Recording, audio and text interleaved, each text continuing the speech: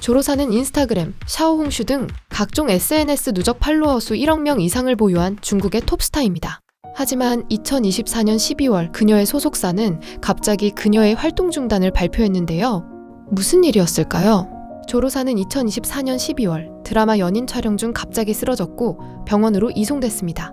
그녀는 해리성 장애와 실어증 진단을 받았고 결국 활동을 완전히 중단해야 했습니다.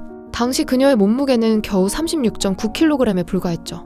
키 161cm의 성인이 36.9kg이라니 정말 말도 안 되는 몸무게였습니다. 그녀가 이렇게 된 이유는 2019년으로 거슬러 올라갑니다.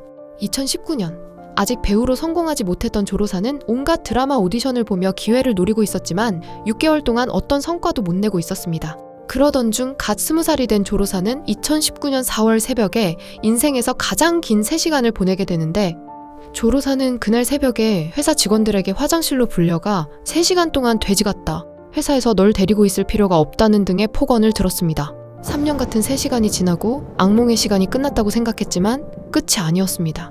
폭언이 끝나고 화장실에서 나갔을 때 조로사는 복도에서 소속사 대표를 만났고 그는 조로사의 머리카락을 잡아당기고 얼굴을 3개 때렸다고 합니다. 하지만 그 후 대표가 한 말은 술 마셔서 그랬다는 변명뿐이었죠. 이뿐만 아니라 이런 소속사 밑에서 일하며 극심한 스트레스로 조로사의 상태가 나빠져 그녀가 움직일 수조차 없을 때 소속사는 그녀를 병원에 데려간 것이 아니라 호텔방에 가두고 퇴마의식을 했다고 합니다. 이게 요즘 세상에 일어났다니 여러분은 믿어지시나요? 이 사건들이 한꺼번에 몰려 스트레스가 심했던 조로사는 심한 우울증, 불안 증세, 불면증, 난청, 심지어 마비 증상까지 겪게 됐습니다. 이 사건이 온라인에 퍼지자 큰 파장이 일어났고 수백만 건의 글들이 올라왔습니다. 조로사가 폭행 사실을 자세히 설명한 것에 반해 조로사의 소속사 측은 폭행 사실을 단순히 부인하기만 하며 네티즌들을 전혀 설득하지 못했죠. 소속사의 횡포는 여기에서 끝나지 않았습니다. 조로사가 치료하느라 드라마 연인의 촬영이 중단된 데에 대한 위약금 205만 위안을 소속사가 조로사와의 합의 없이 그녀의 계좌에서 이체했습니다. 205만 위안이면 하나로 약 4억 2천만 원이나 되는 큰 돈인데 이 거액을 주인의 허락 없이 마음대로 이체했다니 이게 말이 되나요? 게다가 조로사의 소속사는 조로사와 합의 없이 그녀와의 수익 배분율을 5대5에서 3대7로 변경했습니다.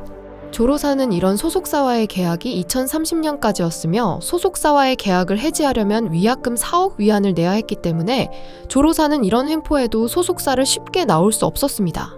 결국 2025년 8월 조로사는 연예계 은퇴를 시사하는 듯한 말까지 하며 사건은 극단으로 치달았죠.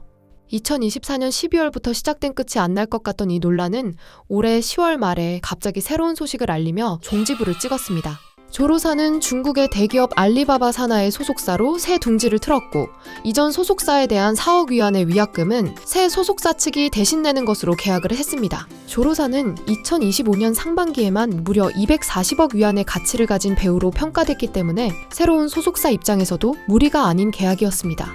특히 이런 논란 중에서 올해 9월에 방영된 조로사 주연의 드라마 허와요한은 조회수 20억 뷰를 돌파하고 드라마 속에서 조로사가 들고 나온 가방은 바로 완판이 될 정도로 조로사의 인기는 계속됨을 보여줬습니다. 그동안 조로사는 외적으로는 인기 순위 1위를 차지하고 그녀가 들고 나온 가방은 바로 품절되는 등의 압도적인 인기를 받았었지만 그 속은 우울함으로 가득 차 있었습니다. 조로사의 이 사건은 화려한 모습 뒤에 숨어있는 연예계의 어두운 면과 무자비한 착취를 보여줍니다. 여러분은 이런 현실에 대해 어떻게 생각하시나요? 여러분의 생각을 댓글로 나눠주세요.